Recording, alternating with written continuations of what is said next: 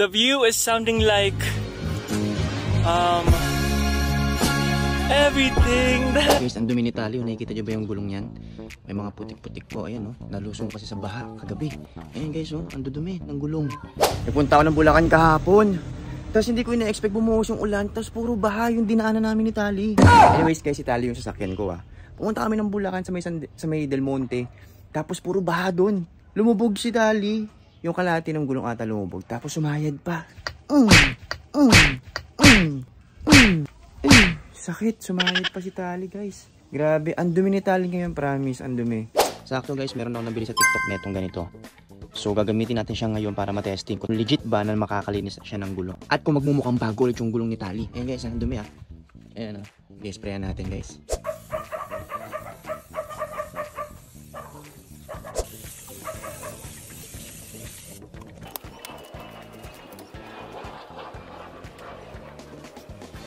So ayan guys, kita nyo naman, ang bilis niyang makatanggal ng dumi. Ayan oh, pupunasan mo lang oh, kahit di mo nabasain ng tubig.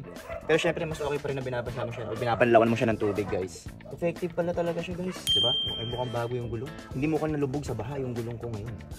Ito na yung after, yung hindi pa nai-sprayan guys. Diba? Ang dumi. So kung gusto nyo rin nito guys, nasa Yellow Basket, effective pala siya.